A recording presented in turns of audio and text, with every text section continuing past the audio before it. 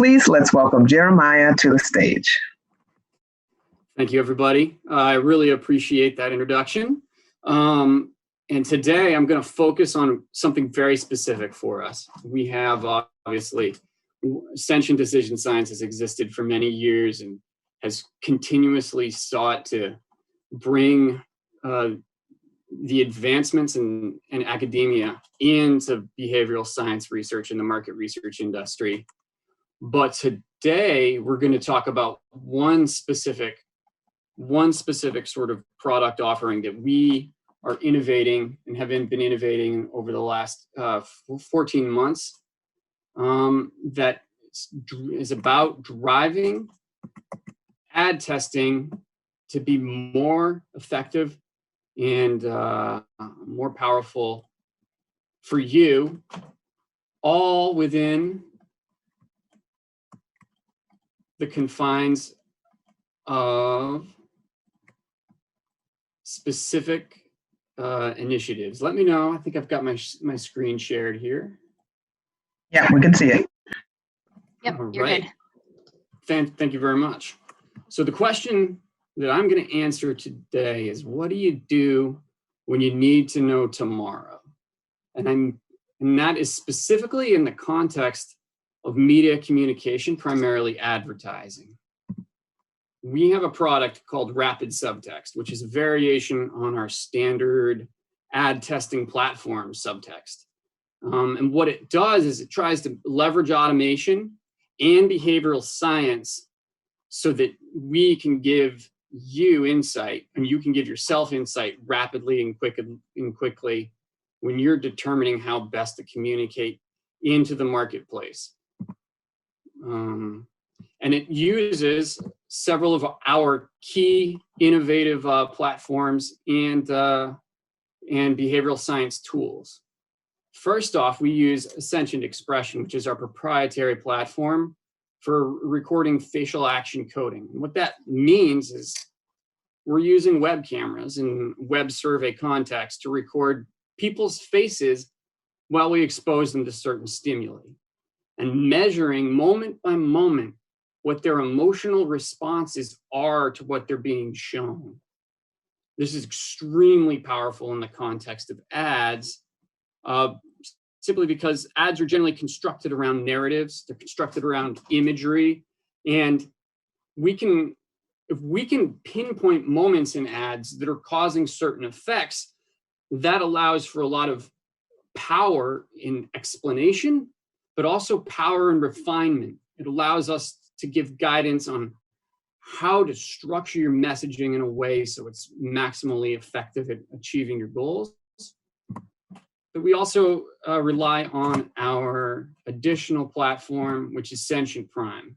And this uses implicit emotional association testing. And Sentient has been using implicit testing for well over 15 years now to evaluate what people truly think, not just what they self-report in standard survey-style questions, but what their actual subconscious perceptions and feelings are. These two tools together give us an enormous amount of power to truly evaluate the success of various ads. What's really important about Rapid Subtext, though, is it's about refining that to understand quickly and efficiently. And it does it by measuring basically on two spectrums. We want to understand whether we're engaging people, and then we also need to know, are we influencing what they're actually going to do in the marketplace? Engagement is the level of emotional engagement, both positive and negative. And it also gives you guidance on your degree of breakthrough, which is your ability to cut through the market noise and be heard in an environment where, through social media, through traditional television ads, where there's so much marketing, low-level marketing noise happening all the time. So in order to do that, we measure affect, which is our summary assessment of what happens during ad exposure on people's faces. Then we want to understand what the influence of that content is. We want to know, not only are we engaging you, but are we actually making you approach, the brand differently? So you could create a really engaging ad, truly powerful, tells an interesting story, but it isn't serving the brand. And that, might not be enough, because being liked, having a moving ad doesn't necessarily pay the bills. The way we measure influence is in desirability. And in the context of rapid subtext, it's the implicit emotional appeal of the brand following exposure to the ad. And what's really powerful about rapid subtext is it measures it before ad exposure and then after ad exposure. So we're actually capturing an individual level change variable about how people implicitly feel about your brand and seeing if we can change it by mere ad exposure. And one of the other key innovations is that rapid subtext is meant to be automated. So all you really need to do is upload your brand logo, drop your ad file. Now, obviously, this is really powerful with TVCs, but we have extensively tested social media testing as well in the rapid platform. So it is sort of creative agnostic and can be used to try and evaluate numerous types of executions. And then you select your audience and you press go. And depending on how easy that audience is to reach, you can have results within 24 hours. Obviously, if it's a more difficult to reach audience, those timeframes will change, but we're really interested in making results accessible for you as quickly as possible. And what's wonderful about rapid subtext is you really have this 4-step process, and the whole survey experience will be created for you. So this is what our survey experience looks like. And again, this process for creating is automated. What we're looking at here is the actual Sentient Prime platform. It's our implicit tool. It uses affective priming to evaluate your experience. And you start with a baseline experiment where you sort positive and negative words. There are correct and incorrect answers. Then what follows after that is you're primed by logos and then asked to make the sort tasks. A little bit of a preview about what ad I'm going to talk about in the next 2 or 3 minutes, because you can see Google is popping up. What we have here is the prime occurs and then you make the sort. If in your mind, subconsciously, there's an association between Google and a positive emotion, when you see that, the sort is going to be more cognitively accessible to you. You'll be able to sort more quickly.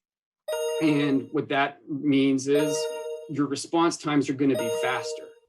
And then we use our algorithms to calculate the strength of that association, to understand implicitly, does the Google logo make you feel good or does it make you feel bad? And then once you go through this process, you're sent into the actual experience of seeing the stimuli.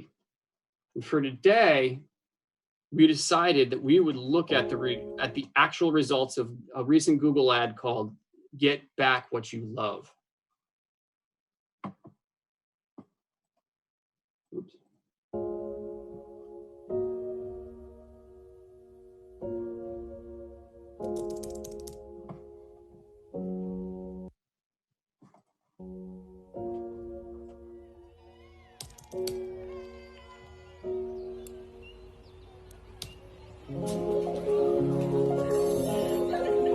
Mesdames et messieurs, j'aimerais reconnaître un battement.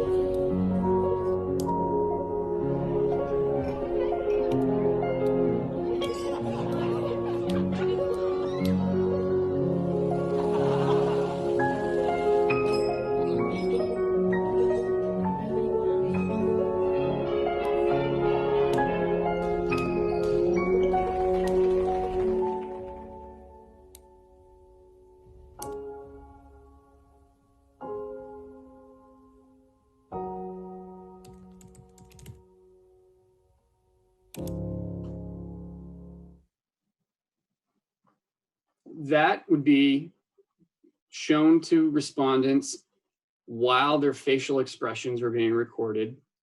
And then they would return to the Sentient Prime platform, and we would evaluate their implicit emotional responses a second time to see whether they've changed following exposure to that ad. We also have the ability on the Sentient Prime platform to measure attribute associations, and that is a key component of rapid subtext. It allows you to not just measure implicit emotional appeal, but also 6 attribute associations that may be of interest to you. They may be things that you're attempting to manipulate or inspire with your ad. But it gives you additional diagnostic power about whether or not your ad is succeeding. And what that end means is that you'll get insight into the social and business impacts as soon as next day. And this is really important. You get the moment by moment facial action coding analysis, which means you can see when are people's expressions going sad, when are they going happy, when are they showing negative feeling, when are they showing positive feeling throughout the course, second by second of the ad. And then you can filter those results on outcome measurements. Did people become more or less positive about your brand following exposure? Okay, let's chart both of those groups and see what the ad did for them. Now, in order to really bring it to life, I'm going to jump into the results of our test on this Google ad, Get Back What You Love. There we go. I bet that looks better now. Yes, thank you. That's good. So we have that lavender line. That is the plot of the valence of emotion expressed on people's faces. And as I was saying, now I can show you what I was saying. We can see that it goes up and down, and it's following the prompts on screen. You're looking for inflection points where it goes from trending negative to trending positive. So the point at which social distancing, the word begins to be removed from the search bar, we see that it spikes up. And then lockdown, the similar pattern. School closings, you read it on screen, you start to feel, our viewers started to feel more negative. So there's definitely an emotional reaction happening to this, but one of the things that is probably hurting the Google brand, and like I said, you can see that our implicit emotional appeal pre-exposure to post-exposure went down. This ad is maybe detrimental to the Google brand, at least following mere exposure. And part of the reason that's probably likely is you can see the trend line for this ad is negative.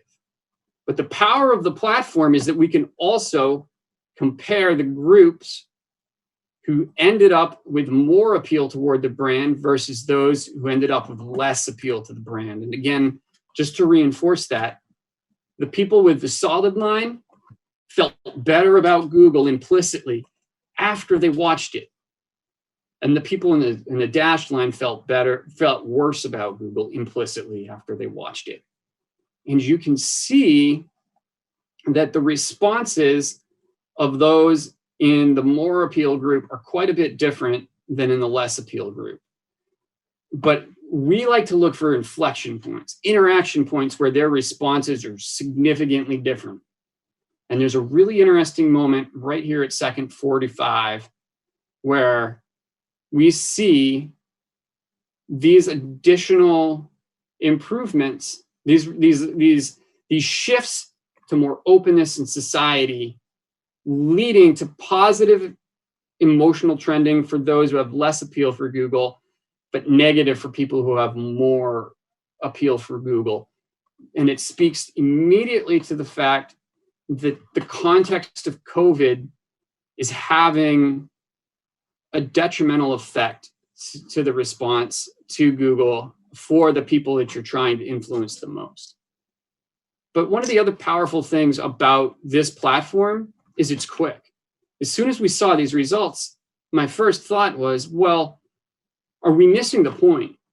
Is Google's intention with this not selfish? Are they really actually trying to motivate respondents to seriously consider getting a COVID vaccination? Because clearly that's what we're building toward. That's the final resolution.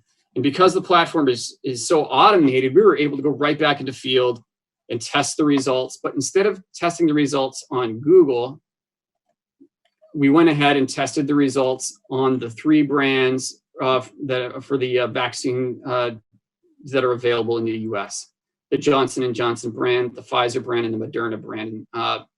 Let me know if you're not seeing this new view or not. But you should be seeing a change in implicit brand appeal. Yeah, we do see it. Fantastic, thank you. And you can see that while exposure to this ad did negatively affect the implicit emotional appeal toward Google, it directionally improved the implicit brand appeal of the Johnson & Johnson brand, the Pfizer brand, and to a lesser degree, the Moderna brand following exposure to this.